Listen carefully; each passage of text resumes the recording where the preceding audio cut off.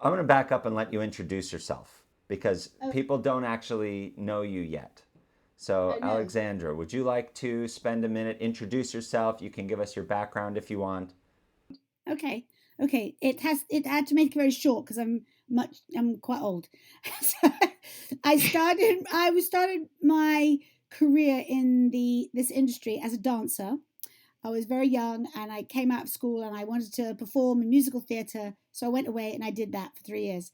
And then I decided that really wasn't for me. I wanted to be an actress. So I trained this wonderful acting college in London called Drama Studio London and formed a theatre company with my fellow graduates and thought that's what I was going to do. I was going to be a theatre actress, maybe do a little bit of costume drama on the BBC here in the UK, and that was going to suit me just fine. But then I made the mistake, or had the good fortune to marry an American, and his job took us to the United States. So the marriage didn't last, but my desire to make something of myself in the States did. So I moved to Seattle for 2 years and I did a tiny bit of theatre there, still trying to be an actress, and then got a part in a Richard Dreyfuss film that took me to Los Angeles. So I spent 10 years in LA being an actress, doing commercials, voiceovers, small parts in big movies.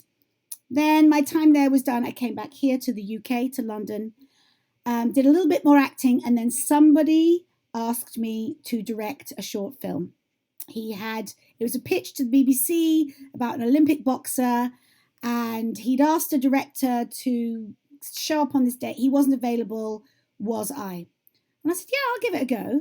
He knew I hadn't directed anything before, but I had sort of 30 odd years Yeah. as a film and television actress in my back pocket. So I thought, well, how hard can it be? I was scared out of my mind that I was going to make a fool of myself, but I still figured I'll have a go.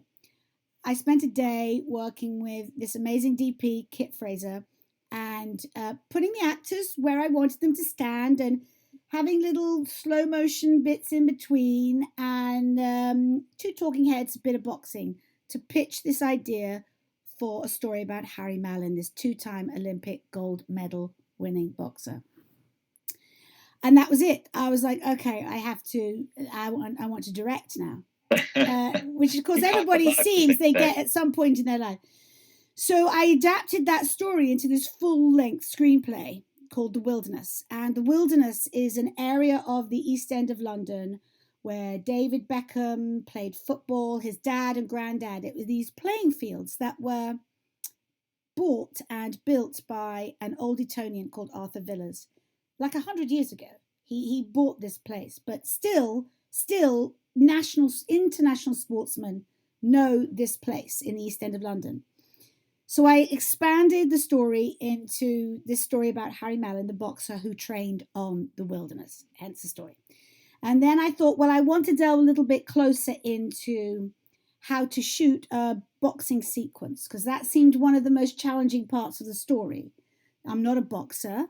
I'm not even really a sports fan, but talking to other boxers in my research, like Lennox Lewis and Barry McGuigan, and the coach in the short film himself is a retired boxer. It was more about the fascination of what happens inside these sportsmen's heads when they are in the most challenging of situations, whether it's winning fighting for a gold medal or just winning a bout. It's the most extraordinary human experience to me. My fascination is with the heart and mind of a boxer and what any super athlete goes through to win. And it's not the training and the getting up before dawn and running and punching and protein drinks. Almost anybody can do that. The physical part of it is the easy automatic part. It's the emotional and heart part of a champion that makes them a champion and separates them from the other athletes. And you see it in every extraordinary film about the underdog, Rocky and the Raging Bull. They're all boxers who are not natural champions or natural winners. They've had to work at it, and they've found another part of their personality to win. So so it's not about the fighting. So that first film is called You Don't Have to Fight to Win, and this film, Boxer on the Wilderness, or Boxer as you're calling it, is the next step about that. It's the psychological combined with the physical that this boxer has to do. So I raised £10,000 in Indiegogo, and I made a short film that I wanted to experiment with super slow motion. Like if I'd got my dream wish list, I'd have got the Phantom, and 1,000 frames a second. And they're all like, you don't need that 1,000 frames. That's way too much. Plus, it's way too expensive. They only use that for the Olympics action replay. All you need is 300 frames a second. I was like, okay. So I took my 300 frames. We shot almost everything in 300 frames. And I really wanted to experiment in those moments between the fight, those moments when the boxer has just been smashed in the face and it takes him back to this flashback. Okay, hold on. You got to slow down because you're sort of answering all my questions, but we're skipping around. You're actually touching on, you've literally touched on like about a dozen questions. Okay, first of all, where are you right now? Your body and soul. Where are you? I'm in London. I'm in East Dulwich in London. Okay. And Okay. I have just wrapped my first feature film. Okay, and your first feature film is called Widow's Walk. Okay. And it's a ghost story set in Suffolk in England, where I'm from. Okay. And when you were an actress, mostly before you moved into directing, how did those skills translate to directing and specifically to editing, if you can? Oh, yes. Brilliant question. Well, I was afraid of making a fool of myself on that first day on that film. But actually, what happened very quickly was I realized I knew a lot of stuff that I didn't know I knew, because I had been watching. I'd had a front row seat as an actress. I'd had a front row seat of a shot being set up of, okay, we do the wide, we do a medium, now we do everybody's close-ups. And it was like driving on the other side of the road. So when I lived in America, I had to drive on that side of the road. I came back to England, I have to drive on this side of the road. It's the same skills. You just have to find that part of your brain that can make the switch. And then also, I think a lot has changed, say, in the last 20 years. So I wish I'd started directing 20 years ago. But 20 years ago, you had to know so much more about the camera and about the lenses and about the way. And now it seems with digital photography, everything's moving so quickly. The minute I feel I'd learn it, I'd have to learn something new. And also I'm very careful to surround myself with people who really love that stuff, who really know it, who really not just know about the Alexa or the red and the differences between the two and the lenses and the anamorphics and the primes and this and that. I'm like, great, I'm going to tell you how I want it to look. You choose the best piece of equipment for the job. Are you happy with that? Are you happy with primes? Are you happy with the Alexa? We might be going with this Sony. We're going to do that. Depending on what our budget is, we ended up with a great deal on an Alexa, and so that's what we went with, and we were very happy. But I don't have to know all the intricate stuff. What I know I now have to concentrate on is story and emotion and the look of the film. Now, what about the first time that you worked with an editor? What was that feeling like for you? It's always horrible watching the first pass. I have to really hold my nose, and it always feels clunky. It always feels like there's bits missing. There's too much. You held that moment too long. Why don't we snap back to that thing? And I've now, after 4 short films and a feature, I now just go watch it. It's going to be messy. It's the first iteration of what you had in your head. And also, what you have to be very careful not to cling on to is what you wrote in the script or what you envisioned in the script, because that's changed during the shoot. And then it's going to change again when you work with the editor, because as everybody knows, the edit is the final rewrite of the script. It's funny you say that because one of the things we talk about in the first week is that every shot in a film as opposed to a documentary is intentional. And so you have to really try it. And then the second week we talk about how just because it was intentional doesn't mean that it actually worked the way you wanted. And so there's changes you have to make. Or that it's needed anymore. And Or that it's neat. yes, yes.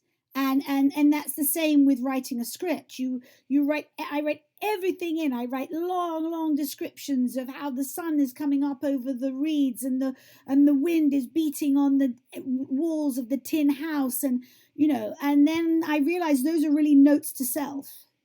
So when I'm creating a document that people are going to read and respond to, I shave all of that back, because really I'm the one that needs to know the most of that. And then you shoot it, and you're shooting very quickly at a low budget, so you have to start letting things go, compromising or changing something on the moment, going, maybe I'd made a better choice. And then again, the same thing happens in the edit. So when you sit next to your editor who spent hours and hours and hours sifting through your material and then goes, look what I did. And you're like, oh no, it's not what I meant at all. And then you know that's when the work begins again. That's when you have to start, can I have it a little bit like this? And I'm also very much about rhythm. I remember the first editor I worked with, I had to explain to him about beats. Do you talk about beats in the script? Well, it's funny that you say that, because the specific reason we're going to work with Boxer on the Wilderness is because of the story beats. Because unlike a traditional scripted film where there's a lot of dialogue, your film is all about the action beats. Yes, but it's the same. It doesn't matter if people are speaking or not. And in fact, in acting terms, a beat is it can be a change of thought, or it can be a breath that the actor takes even in the middle of a sentence on the same thought. So I found myself explaining to this young editor, because he would just like click immediately to the next moment. I said, no, you have to let that fall. You have to, it's a beat. And he's like, oh, okay. And I found myself having to explain for myself and for him why we couldn't just have the actor go da-di-da-di-da-di-da-di-da-di-da-di-da. He had to go da-di-da-di-da, di-da-di-da-di-da. And sometimes it's just a human breath in between. So those are things that I was beginning to discover about just the way we speak. So if you talk about Boxer on the Wilderness, yes, there are there's the establishing moment when you discover you've got two boxers in a ring. Okay, fine. We've seen that many times before. And one of the things that Matthew, my editor, came up with, he said, there's a moment when he looks up at the sky and he doesn't see the punch coming for him. I can't use that because no boxer would ever do that. And I had to explain, no, that's exactly what he needs to do, because what he starts to hear is the sound of the trenches and the shouting and the commanders telling them to hold the line. And it actually distracts him for a nanosecond. He's listening to where that sound. Right. And so actually what Matthew pinpointed was correct, that it was wrong. But I had deliberately directed Matt, the actor, to do it because I wanted him to be caught unawares. So that's that moment when he falls into the barbed wire fence on the ropes. So in the Boxer, you shot it very almost avant-garde. There's a lot of slow motion. There's a lot of surrealness and dreaminess to it. So I wanted to know. How did you come up with that style? Was that sort of always inside of you, or were you feel like that's what the story told you it should be? I think it started with the Olympics, because I love that super slow motion action replay. And they do it with the horses when in dressage or a leap, or you see it in the boxing. You see, they will pick a tiny nanosecond moment when they're just regrouping, or the commentators are talking about that amazing moment. And that was why I got hung up on having the Phantom and 1,000 frames a second, because that's what I knew you got. So I wanted to recreate, even though it's a retro period story, I wanted to shoot it the way we now watch sport, which for me is for the action replays. And at the end of the Olympics, when they're summing everything up and they do a whole montage of the velodrome and the cyclists and the high fives and the tears and it's so moving. You can't, and they put this dramatic music underneath. You can't help but be utterly drawn in to the drama of every single athlete and coach and opponent, the winners, the losers, the rowers. I mean, I could go on and on and on about when you see this super slow motion, something in us, we're watching, when they talk about dramatic or traumatic events, people feel like it's happening to them in slow motion. Well, when we watch the replay in the Olympics, you really are seeing it. And to me, cinematically, it's, if I'm going to go and tell a dramatic story, why am I not going to use the same tools the same way we watch live action sports? So that makes a lot of sense. That was the beginning of that. And, I'm not the first person to do it, for goodness sake. Martin Scorsese did it in Raging Bull. That's what everyone went on and on about, was, when he goes against the ropes and the blood and the sweat. Well, that's a very common way to show a bloody, brutal boxing match. I mean, I didn't, on my short one day in that boxing ring, I didn't have time to really layer in, and really smash his face up and do all that stuff. I didn't have a crowd. We had to make the sound design created the crowd. But actually those things become less important, because it's about the drama, about what's going on in that boy's head. And I hope what you're left with is like, what did happen in the trenches? What was the dreadful thing? Because, of course, in the feature version. Oh, I see. Okay, let's talk about the flashback portion first only. Yes. Just the flashback bits. It does seem like you're trying to build to something. So were you trying to build the flashbacks to something? And then, as you said, there's no clear payoff of what the flashback is. So why is that? Well, let me talk first of all about how I was going to shoot it and how it changed. I wanted to somehow take us right back to the trench. I was going to shoot it in the field. I was going to get the barbed wire. I was going to have tons and tons of smoke, and it was going to be in his head. And actually, it was not Kit, that cinematographer. It was another cinematographer I met who said, you're not going to have time to shoot it on the field.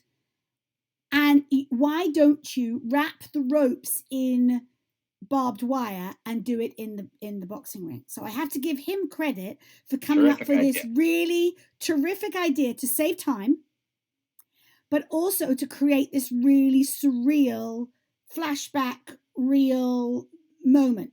What is going on? What is going on? Because I see people watch that film for the first time and they sort of gasp when they see it, because it's so incongruous. But at the same time, with the rat-tat-tat-tat of the guns and the screaming and the shouting, you know that he's having a memory. He's having a very serious memory. And because there's not heaps and heaps of dialogue, well, there's not any, it's just Jim, the coach, talking to him in the corner. I wanted to make a suggestion. I wanted it to be literally an 8-minute trailer. I wanted you to come away. One of my friends watched it. She said, well, that's not good enough. I want to know what happens next. I want to know why this happened. I said, but that's the point. The point is you're supposed to ask the question and you're supposed to go, well, now I want to see the feature-length version. So there was a deliberate, calculated not completing a lot of circles, because again, I'll go back to what I really wanted to experiment with was the super slow motion and the Omega AR rig. We haven't talked about that, which is this supersonic steady Tell me cam. about it. Well, Simon Wood is the operator. There's only in the UK there's only about 5 guys that do the Omega rig, and I only had the contact number for 3 of them. One guy was busy, one guy never got back to me because I imagine he was busy, and Simon got back to me and said, yeah, it sounds really fun, I'll come and do it. And he's one of those guys, he's got the Segway and he's got all the equipment, but he developed this this rig which can go 8 feet over the, it can be as tall as 8 feet, so you can be above the action and then come down. So it's much more, a steady cam would have just gone probably on a horizontal circle around them, but we were able to go in and out, and then when he falls on the canvas you see that, and he had a gyro that could move the camera and it calibrated itself as it went. And these are small tiny moments, but I really believe they built up to give you the feeling of the disorientation of the boxer, and when he fell on the floor and all that stuff. I mean, it was a really, I was really grateful to myself for spending the extra cash on Simon, because he was worth every penny. It elevates some of that movement, How long did you spend on the rough cut, and how long did you spend before picture lock? Well, Matthew actually, he has a background in commercial editing, and he was very quick. So he had something for me to look at really early on. What does that mean? A week, a day, a month? I can't remember. I think it was 2 weeks. I think it was 2 weeks, which felt really quick to me. If you imagine, he was editing probably around his work schedule. Okay. Yes. And then he was able to make adjustments very quickly, either in the room but I had very few. They were mostly beats. They were mostly timing things. And he also, what was interesting is that there was the script, but he didn't stick to moment by moment of the script. He was much more imaginative, and he picked out the bits that he felt editorially boosted the story. So, there comes a point where you just sort of throw away the script and you say, right, we're going to actually now work on what we've strung together, because it's very strong. You know what I found really interesting about his cut is that there isn't as much of the boxing as you would think. There's actually the smaller moments, like you said, of, he's looking around, or he's having his face wiped, or a lot of, but the actual fighting, if you boil it down, there's probably a minute in the movie, or because that's not the important part. It's what's going on in his head. It's what's going on in his head when he's in the corner. And it's so cute because Jim, like I said, he's a professional coach. He was a professional boxer, a champion boxer, and he now coaches a professional boxer, a young guy. And I said, right, when I directed him, I said, I didn't write any lines. I said, just talk to Matt like you talk to James DeGale. James DeGale's the name of the boxer. Like you talk to James when he's in the corner. He says, oh, you yell at them all the time you're in the corner. They don't listen to a word. They can't hear it. They can't hear a word you say. They hear like the last 2 things you say. And I was like, that's brilliant, because that's exactly how I had intended to, cut all the sound out and muffle it and bring it up really, really, really, really slowly. And all you hear is the last 2 things that Jim says. So and he just improvised that whole bit, which was brilliant. And that was what was interesting to me, is like, what is that boy thinking before he has to go back into the ring? And another thing Jim said is that you're given time in the corner, and they always want to bounce back into the ring at corners 10 seconds. And you make them sit and you make them wait. So when he hears the ref go, corners 10 seconds, the boy gets up and he pushes him back down on the stool. Take the time, take your time. So those are the little tiny moments that you get from real life when you've cast somebody who is the thing, or somebody who knows or has done all their research so much. You can't write that into the schedule, into the script. You let that all play out. So those moments, and that moment when he's on the canvas and they're counting him out, and every time I watch it, I still don't know if he's going to get up in time. So it sounds like everything you're telling me, it's very much weighted towards the boxer who loses the fight. And, well, two things. He pretty much gets his butt kicked. I mean, he only wins one small bit of the fight. And it's too late. But so are you saying to the audience that his fight was a failure or that his comeback was a victory? I'm saying that fight is a failure. And at the very, very end, the tiny bit at the end, when he's alone on the wilderness again, and his determination is that next time I'm going to win. It's the failing, it's the losing that could have destroyed him, could have been the end of him.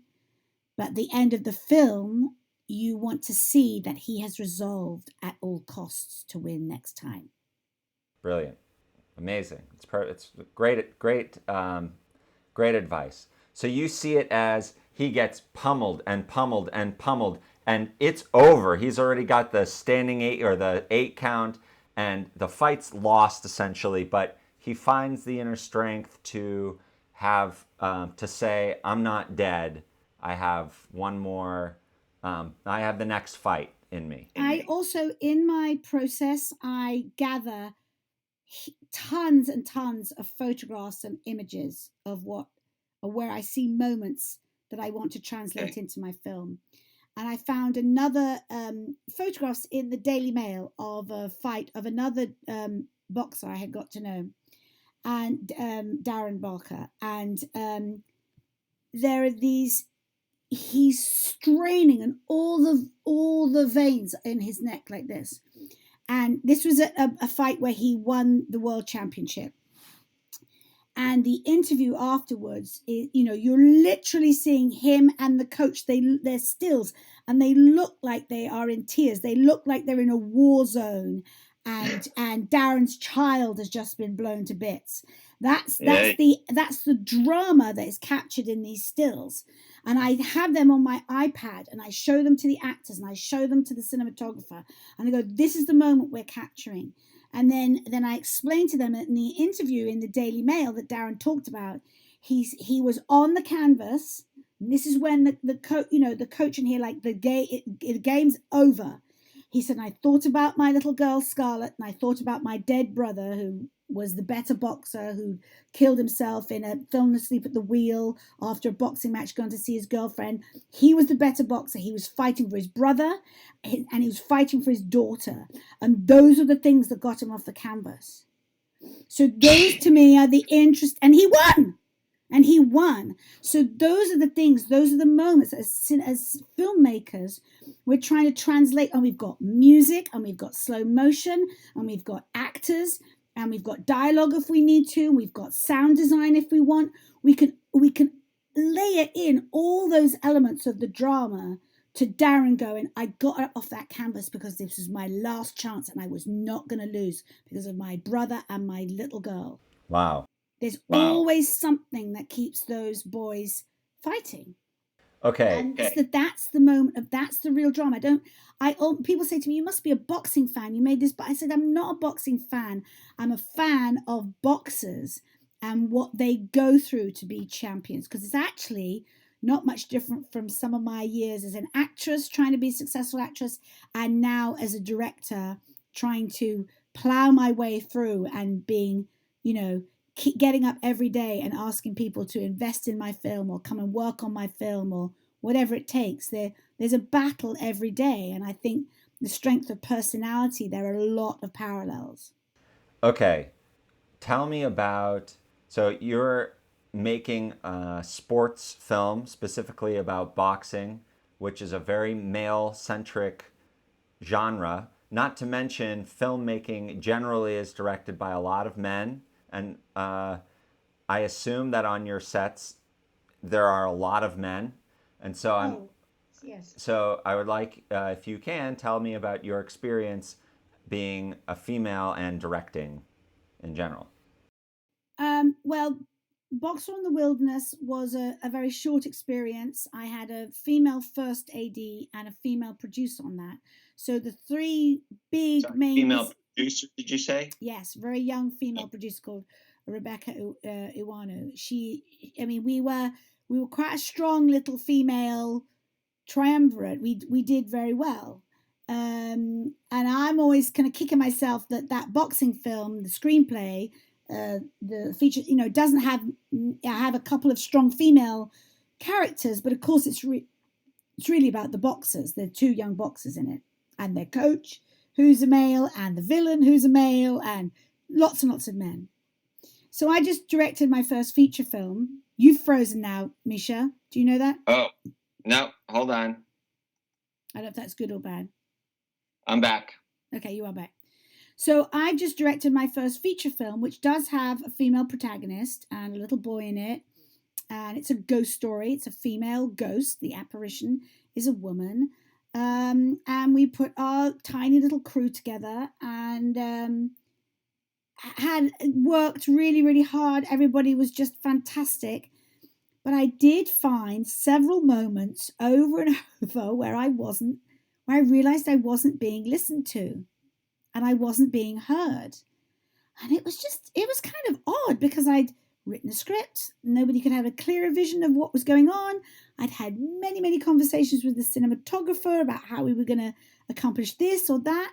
And remember, because I'm not a technical person, I had to give over an awful lot to him and the first AD. Like, this is how I want the scene to go. And then they would help me put the scene together and how we were going to accomplish that. The master, the mediums, the close-up, close-ups.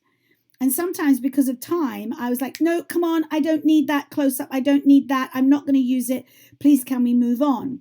And I would feel sometimes bulldozed into either moving on too quickly, or I would have described a shot and they'd spend their time setting it up, lighting it. I'm like, no, that's not what I said. Oh, but we've just spent an hour setting this up. I said, no. And then I would repeat exactly what I'd said an hour prior. And they'd have to spend another valuable hour. Yeah. A very valuable hour. In micro budget filmmaking. And they would have to spend another period of time recalibrating the light or the lens.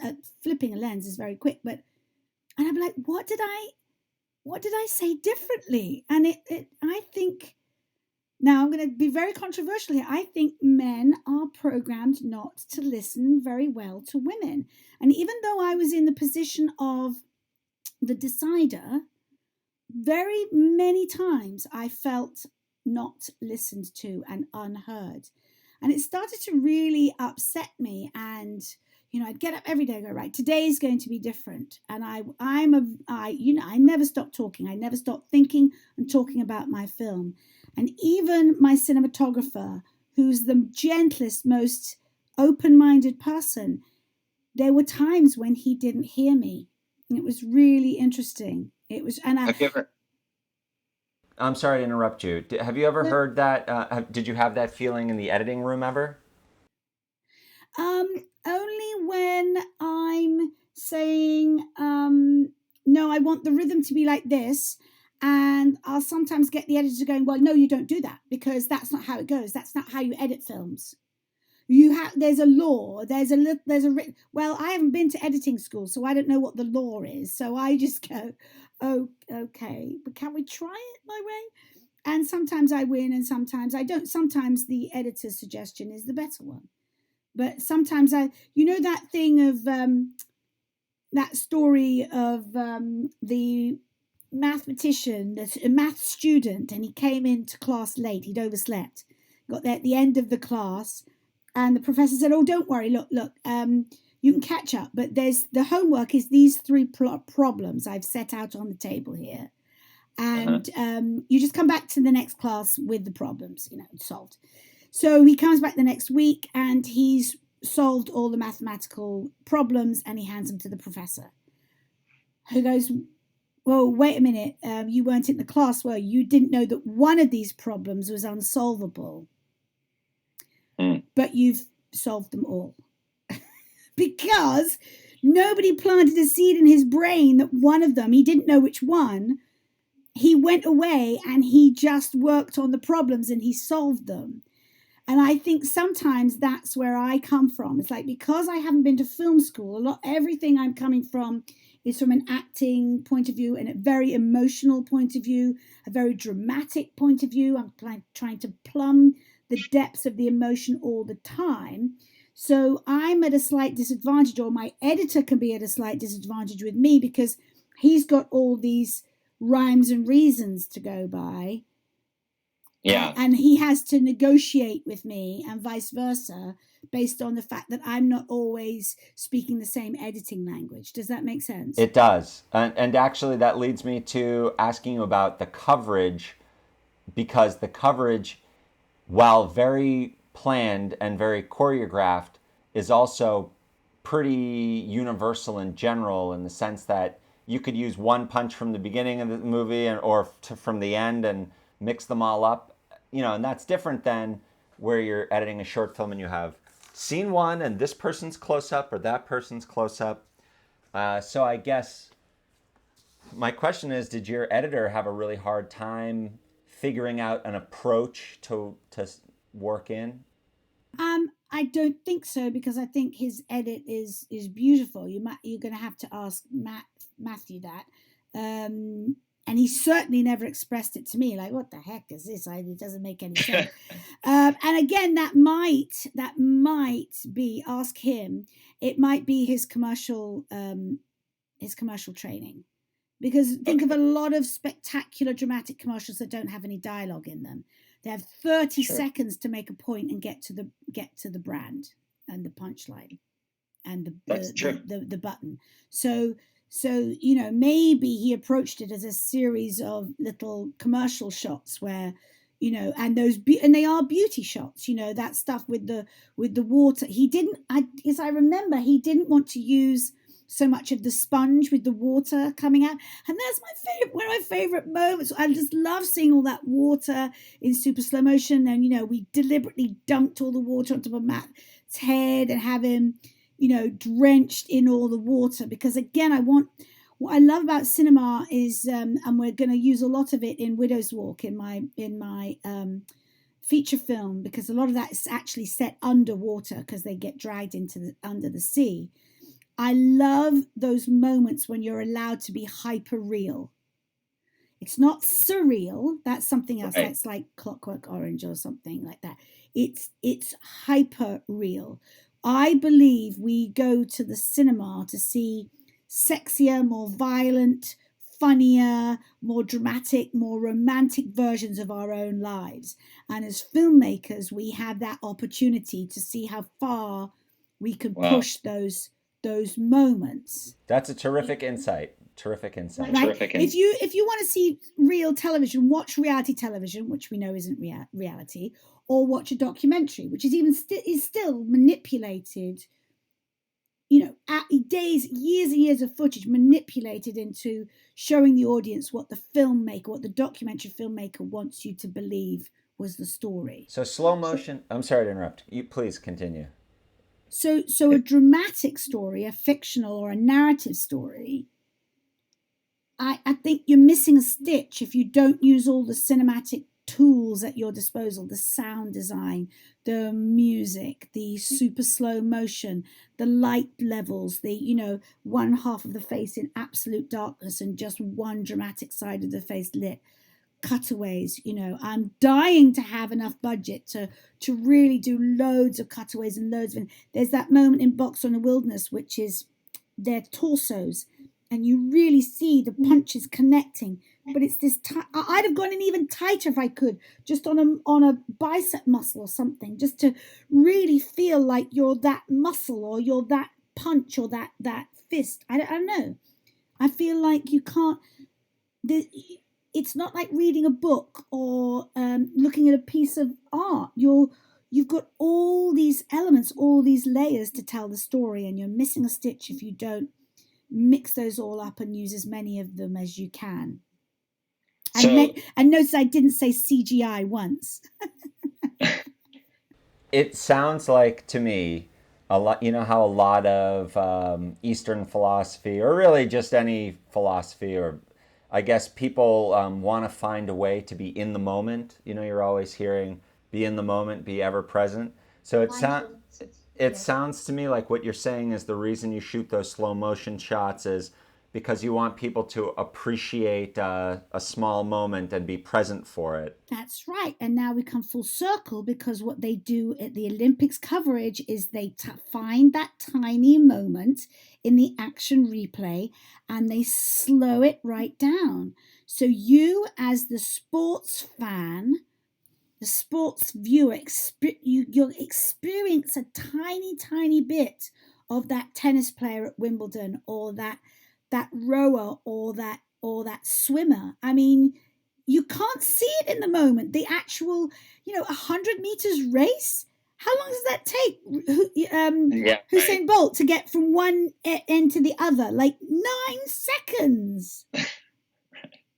Right. But give me 9 seconds of slow motion as he hits the tape at the end. That's when you see his entire life encapsulated in that second, that moment, and that win. I love that. I love everything about that. Okay, I'm just going to ask you 2 more questions, and that will be it. The first one is just what would you say the biggest challenge then to editing The Boxer on the Wilderness is?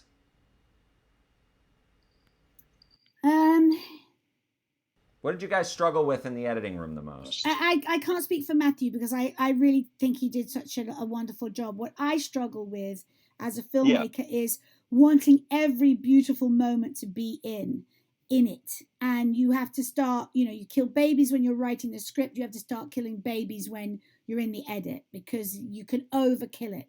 I had this real thing about short films. They have to be under 15 minutes long. If you've gone 20 minutes, 25 minutes, that's a TV episode.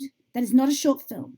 If you cannot tell your story in 10 minutes or less, you've lost the point.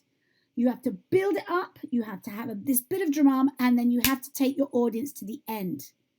And I've sat through enough short film festivals now with Boxer on the Wilderness and seeing these stories go on and on and on and on and on. It's because the director, usually a young director, God love him or her, wants everything they shot to be in the film, and they don't have an editor who's gone, no, you don't need that, or a clever enough or an experienced enough editor, or they've edited it themselves. Right. How do you, Steven Soderbergh, I think, has this same problem. He edits, he writes it, shoots it, he directs it, he edits it. Where is his filter? Where is his point of view coming from a different point of view that's not just his point of view? And that's not a super criticism, because I think he's an amazing filmmaker. But I think when you're a beginning filmmaker, you really have to hand that over. And then a skilled editor is the ultimate, ultimate baby killer.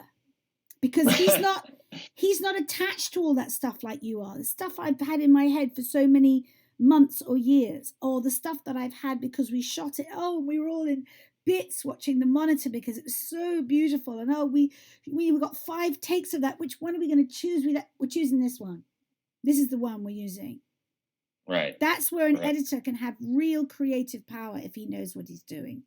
If he or she knows what they are doing. This class has a lot of women in it. A lot. Fantastic. So, to what they, I'll use the word they. So there's a lot of power, but it has to be used, and I don't know what kind of background a lot of editors come from, you're storytellers, but you're storytellers after the fact. So you're piecing that jigsaw puzzle back together again. And, a little knowledge can be a dangerous thing, but it can also be the best thing, because you're putting your own point of view on it, and asking the director to just sort of step back a bit, and then they can come back in. And that brings me full circle to say I always hate watching the first pass, because it's always just feels so wrong. And then I had to talk myself down. And I go, don't worry, everything's in there for you and the editor to start chopping and shaving and finding the beats and finding the rhythm. I'm always looking for the rhythm of how it comes together. If it goes too quick, I want to stretch out a little bit. If it goes too long, oh, come on, get on to the next bit. I saw a really, I was lucky enough to be in on a Q&A after Bridge of Spies, where there was Tom Hanks and Steven Spielberg here in London. And there was this wonderful young editor in the front row, a Spanish guy, I believe, by his accent, who got to ask a question. And he started his question with, Mr. Spielberg, you're the reason I'm in filmmaking. I'm an editor, and it was in England, and we can be a little bit sanguine sometimes. There were a few groans and snickers in the audience, and he looked back and he said, no, please, when am I ever going to get an opportunity to ask Steven Spielberg a question again? So he asked about the edit, and it was specifically an editing question, and Steven Spielberg stopped and he just said, he was very humbled and moved by this young man's enthusiasm and his great passion for what he does. And he started to talk about his editor. And he said, sometimes I'll watch a pass and my editor will say, right, come back tomorrow and I'm going to add one frame to that moment you were talking about. And he said over and over again, the difference of one frame in or out can change the look, tone or feel of the scene. He said, and he's done it to me for years, and I'm always amazed by it. One frame here or there. So he gave that young editor this lovely pearl of wisdom, and we were all completely charmed by the young editor because we all wanted to ask our question of Steven Spielberg, and they were being so like, oh yeah, don't be so sycophantic, but we were all thinking the same thing. Okay, this is the last question. All right. What would you tell yourself 20 years ago? Because essentially that's who you're talking to right now. Talking to a lot of people who are making the same decisions you made. Yes. What would I have told myself 20 years ago, knowing what I know now? I would have started. Your future you. Yes, I'd have started making films 20 years ago. My company's called New 30 Pictures because I feel I have to start. I started my company when I was 50, and I realized that I had to think like a 30-year-old. That 50 is the new 30, not 40. 50 is the new 30. And I feel like sometimes I'm standing behind all the 28, 30-year-old film graduates. So my passion and my need to get on with making films equals theirs because I feel I have a little bit less time left. Energy and life. I've got life experience, but making films is physically and emotionally very hard at a time when all of my contemporaries are thinking about slowing down. So if I said to myself at 30 or 34, which would have been 20 years ago, I really, really wish I'd started making films then. But there were those elements of, cost. I lived with a filmmaker. I was the actress. He was the director. That those paths sort of didn't cross ever, and my lack of confidence in knowing enough about the technical side of it. But I'm over all of that now because I just surround myself with these incredibly talented technicians, creative technicians, and that gets us through it. That's what gets us through it. I think if I had to film myself with too much technology, it would take me away from the emotion and the story, if I'm honest. I want to thank you very much because I'm leaving this conversation very inspired, and good. And I know that you have given that same feeling to some other people who will be watching this. Oh, thank you. Well, go forth and edit and be wonderful, and don't stop. Do it as much as you can.